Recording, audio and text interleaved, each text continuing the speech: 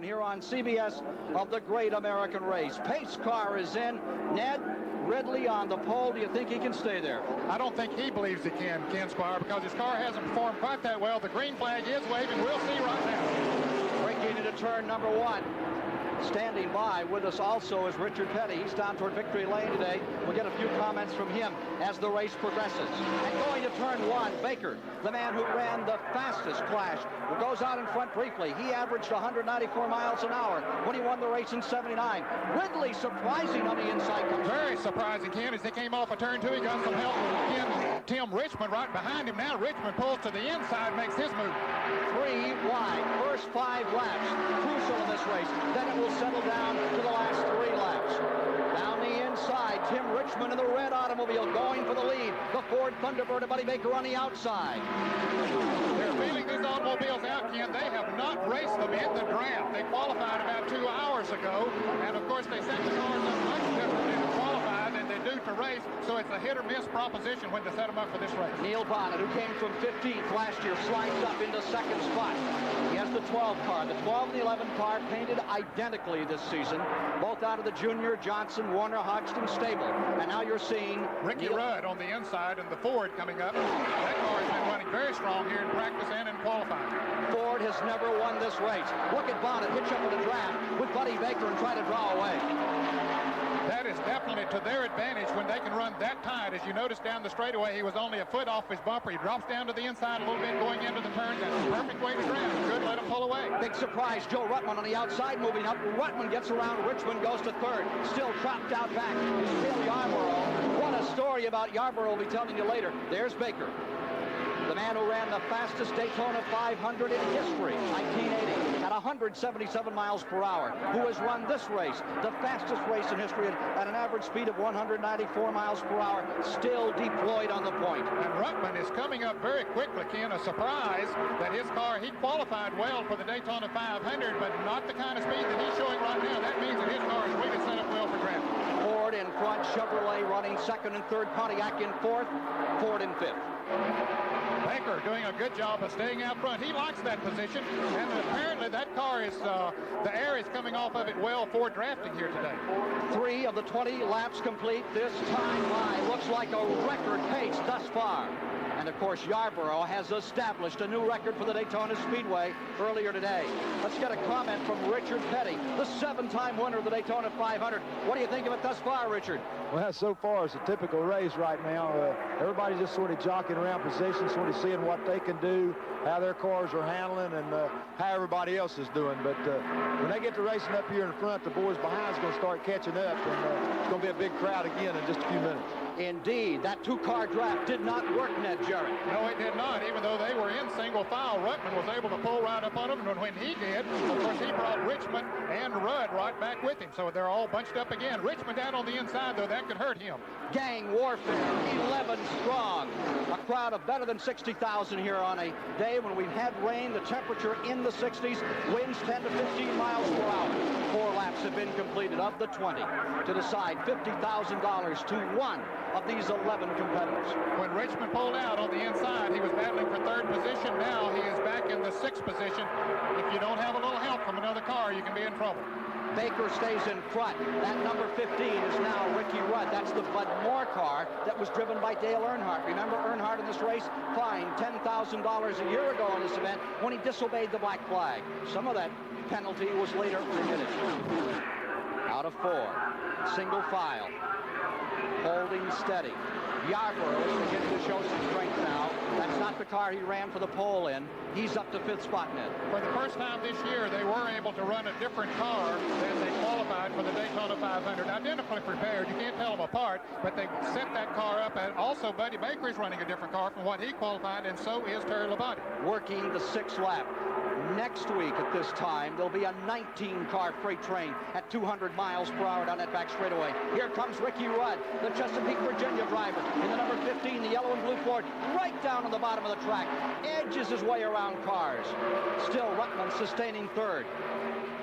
Baker in front, Bonnet in second. Remember, Bonnet came from last year to win this race. Slow race because Bobby Allison crashed in it a year ago, and then we had that spectacular finish, which you saw at the top of today's program, right up to the wall, raising a little dust, was Cale Yarborough and Darrell Waltrip.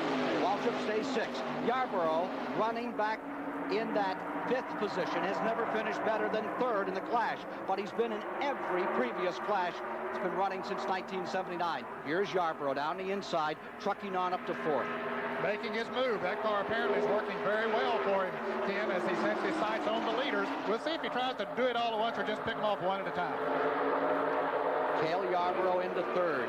A year ago, in attempting to qualify for the Daytona 500, at over 200 miles per hour, he went upside down. Waltrip is off the pace. Look at him, way at the back of the field. Yes, he's not even keeping up with the draft. He had gotten back to the back of the pack, and he will soon be completely out of the draft. Apparently, that car is not working, certainly not to his expectations. Here's the big news of the day. That Yarborough in car number 28 in 4th will be on the pole for the Daytona 500 next Sunday.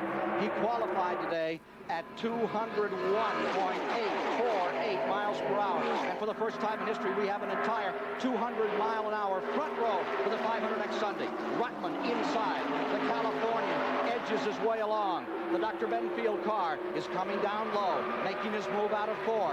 But he's trapped down there on the bottom. Yes, he is. He had some help from Ricky Rudd as he started to make that move. Rudd's car got loose. He couldn't hang with him. As a result, Ruttman now drops back to 4th position. 8 laps complete, 12 to go, 10 cars still in a bundle. Here's Richmond trying to move out again, pulling on the inside of Rudd, but he has to have help. If he doesn't have the help, he simply will just be hung out to dry, as we say.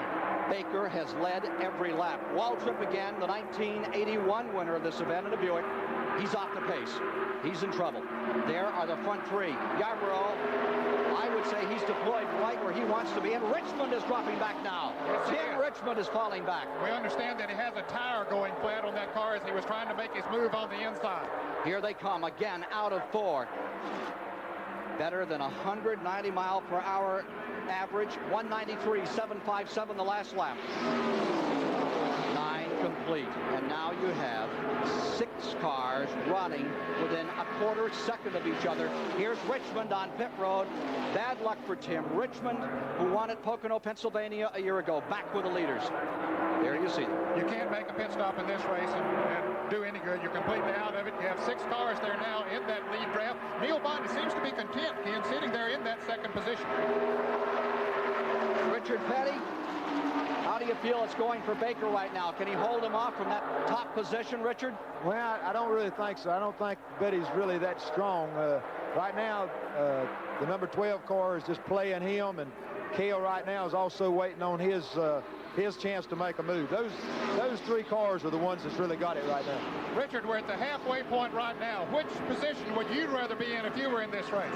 Well, really, Bonnet's in the best position right now, but you know, we don't know what Cale's going to do between now and then. And Ricky don't look like he's handling quite good enough. He's doing all he can do just to hang on there. Betty's taking the whole racetrack, and he's handling real good, but we don't know how strong he is when they start trying to pass him, because all these cars are not really running the same speed except in the draft. If they was by themselves, they'd be separated right quick. Live coverage of the Clash will continue after this. Hey, Pete, going to town with us? Nah, go ahead. Looks like you had a little trouble. Oh, we can take care of it. A day off is something. They scream through the tri-oval. They head down that 1,800-foot straightaway. Back on that 31-degree banking another time. There's Bodine coming down on the inside. That's going to hurt Cale's chances, but Cale's able to pull away as they come off of turn 2. Now he'll try to make his shot down the backstretch, but Bonnet's going to be trying to do the same thing. Who will prevail? Has Baker tried to save anything? Here's Bonnet coming to the inside. 3 wide behind him. Bonnet going to the inside. Cale Yarborough comes through. Baker falls to 3rd. Baker was a sitting duck, no question about it. He knew it. There was nothing he could do about it other than to try to draft back past him. All right, keep your eye on number 28, Cale Yarborough, who's qualified for Daytona 500 at 201 miles an hour. He's got 1 shot left. Here they come to the line. Yarborough down the inside. Bonnet throws the block. Give it to Bonnet. 2 years in a row, he wins the Clash. The first driver to ever do so. First driver. To win 2 Clashes. And he does it back to back. Richard Petty, your reaction, please, sir.